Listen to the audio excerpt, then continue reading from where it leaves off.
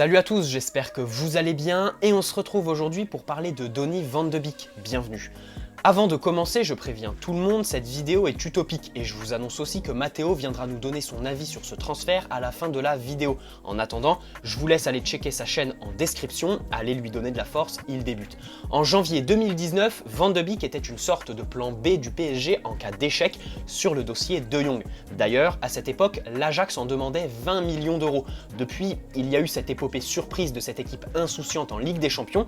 De Jong a échappé au PSG et Van de Beek a fait partie de ceux qui n'ont pas quitté le navire l'été dernier. Mais cet été, l'Ajax lui accordera très certainement un bon de sortie et à 23 ans, Van de Beek est en mesure de rejoindre un top club européen. Pourquoi pas le PSG. En effet, ce n'est pas le milieu défensif que l'on recherche actuellement, mais en cas de vente de Draxler, voire Ander Herrera, signer Van de Beek serait un très bon coup. Capable de jouer en 8, en 10 ou dans un double pivot, Van de Beek possède une vision et une intelligence de jeu hors du commun, ce qui lui permet de trouver ses partenaires dans des zones assez compliquées à chercher, mais aussi de se trouver dans d'excellentes positions aux abords de la surface. En effet, au-delà de sa bonne frappe de balle, Van de Beek sait se trouver au bon endroit pour marquer depuis la surface, ce qui fait de lui un milieu disponible pour ses partenaires, mais aussi un milieu prolifique, 34 buts et 28 passes décisives en 152 matchs avec l'Ajax. Mais au-delà de son bon placement dans la surface et de sa finition, on peut lui trouver d'excellentes qualités de projection. En effet, c'est le genre de milieu qui va venir sur la même ligne que les défenseurs adverses, quitte à être hors jeu. Bien sûr, ça c'est en fonction de son positionnement sur le terrain et des consignes de son entraîneur, mais Van de Beek est clairement l'antithèse d'un Verratti par exemple dans la projection et l'antithèse de Draxler dans l'engagement. Je ne vais pas m'éterniser sur le cas de l'Allemand, vous savez tous pertinemment qu'il dégage une forme de nonchalance dans l'effort qui est très désagréable. Van de Beek est à l'opposé de tout ça, se projeter, marquer, passer, il sait faire, le repli et la discipline tactique aussi. Il a le coffre pour multiplier les courses à haute intensité et aller gêner l'adversaire dans le contre-pressing. Son placement et sa vision de jeu lui permettent aussi d'être un très bon récupérateur. On peut aussi s'arrêter sur ses qualités balle au pied puisque techniquement, il est supérieur à la moyenne.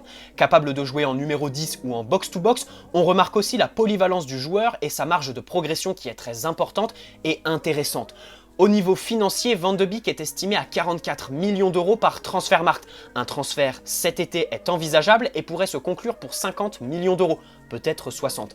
La somme est conséquente, mais si tu te sépares de Draxler et ses 7 millions annuels, si Aouchiche part, et ça semble être la tendance actuelle, si Cavani et Silva ne prolongent pas et que tu économises donc 30 millions d'euros sur ta masse salariale, l'investissement pourrait être utile pour un PSG libéré de poids lourds financiers, mais en manque numériquement. Pour les fans du 4-2-3-1, et il y en a beaucoup, même si ça paraît très compliqué à mettre en place, Van de Beek en numéro 10 me semble être la meilleure des solutions pour un système équilibré, pas comme le 4-4-2 actuel.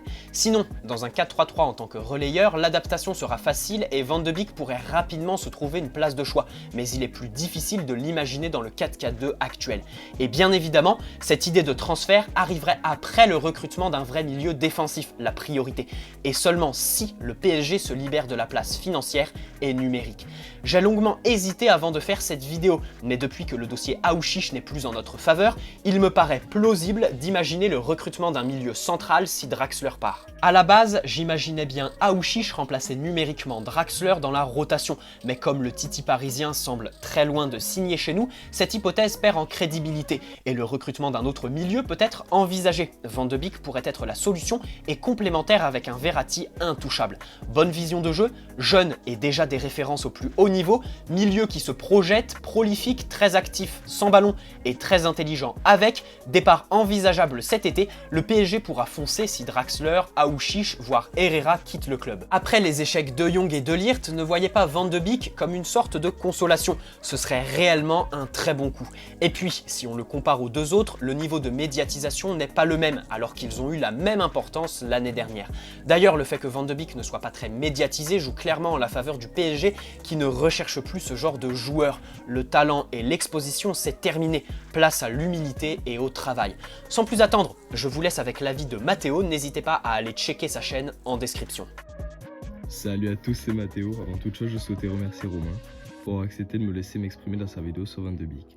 J'ai traité le sujet avec beaucoup d'envie de vous présenter un travail correct. Et tout de suite, mon avis. Après, les gens disent que c'est un De Jong de Wish qui n'a pas réussi à être transféré au Real et que c'est un éternel espoir comme Renato Sanchez, qui n'a pas les qualités requises pour s'imposer dans un grand club. Et les joueurs FIFA diront que c'est le meilleur, un joueur qui monte 90, c'est une pépite, un joueur exceptionnel, alors que non. Il a des défauts comme tous les joueurs, des défauts et des qualités. Il a de nombreuses qualités comme sa réactivité, son endurance, très importante dans un milieu où on a un Verratti qui à la 70e minute crache ses poumons. Il a assez bon dribbleur, bon finisseur, bon passeur, il a aussi de la conduite de balle. C'est un joueur complet. En plus, avec ses 1m84, il pourra apporter de la taille qui manque au milieu parisien avec Verratti et ses 1m65 et Gay avec ses 1m74. Il nous faut quelques centimètres pour pouvoir s'imposer en Europe. Il joue aussi bien offensivement que défensivement. C'est un milieu complet, il est travailleur et ne pose pas de problème de star comme peut le faire un Neymar. Pour moi, c'est un bon point, il rentrera dans le projet Leonardo avec Marquinhos et Verratti à la tête du projet. Il est jeune et sa valeur marchande ne cesse d'augmenter. Donc c'est un très bon investissement sur long terme qui sera sûrement rentabilisé même si on l'achète 50 millions. Il connaît Michel Baker, c'est un bon point parce qu'il pourra faciliter son intégration dans le club. Niveau concurrence au PSG, à part Neymar quand il est au milieu offensif et Verratti qui eux deux sont intouchables, aucun milieu parisien n'est titulaire indiscutable. Ander Herrera, l'espagnol, ne joue pas beaucoup. Gay a mis la barre beaucoup trop haute car il a fait un superbe début de saison mais après il n'a pas pu confirmer, même s'il a fait de bons matchs. Paredes et Draxler, eux, ils sont irréguliers et ne jouent pas assez, donc ils ne peuvent pas montrer leur potentiel. Et pour finir, on a Marquinhos qui lui a fait comprendre à Tourelle qu'il veut jouer défenseur et il veut être le meilleur défenseur au monde et donc ne veut pas être au milieu, ce qui laisse énormément de place à Van de Beek pour pouvoir exprimer son potentiel. Vous pensez que c'est un transfert parfait, mais non. Il y a bien sûr des défauts comme tous les transferts. Son arrivée au milieu, qui est un poste déjà bien occupé par énormément de joueurs, ce ne sera pas simple. Même si j'ai dit qu'il n'y avait pas beaucoup de concurrence, c'est vrai pour Van de Beek. Mais les autres joueurs, eux, vont perdre confiance et du temps de jeu. Des départs seront envisagés comme par exemple Draxler ou Paredes, qui pour moi ne sont pas des valeurs sûres. De nombreux clubs s'intéressent à eux, mais leur salaire reste exorbitant. Auchich n'a pas signé pro, il veut du temps de jeu, mais avec l'arrivée de Van de Beek, ça va être compliqué de le faire signer car il faut lui assurer ce qu'il demande. Donc, je pense aussi qu'un défaut de ce transfert à souligner serait les budgets de transfert réduits de tous les clubs à cause du coronavirus, ce qui veut dire que le PSG devra chercher à financer le transfert de Van de Beek. Ils devront donc vendre quelques-uns de leurs joueurs. L'Ajax lui aussi ayant un budget de transfert réduit, ils ne voudront peut-être pas vendre un des piliers de leur équipe qui ne pourront peut-être pas le remplacer de suite. En plus avec le départ de Ziyech à Chelsea, ça va leur poser un sacré problème. De plus, on a déjà connu des désillusions avec les joueurs hollandais, De Jong et De Ligt qui devaient venir au PSG mais ils ont finalement fini dans d'autres clubs, le Barça pour De Jong et la Juve pour De Ligt. On espère que ça fera pas pareil avec Van de Beek qui était très proche du Real avant tout ça. Pour résumer, c'est un joueur complet qui apportera énormément à Paris et pour moi il n'aura aucune difficulté à s'intégrer au sein de l'effectif. Il pourra devenir même un symbole du renouveau de Leonardo au Paris Saint-Germain et même si son transfert peut en refroidir certains, moi ce qui me fait le plus peur ce n'est pas son transfert raté, c'est surtout la concurrence qu'il fera aux autres joueurs et non pas la concurrence qui subira.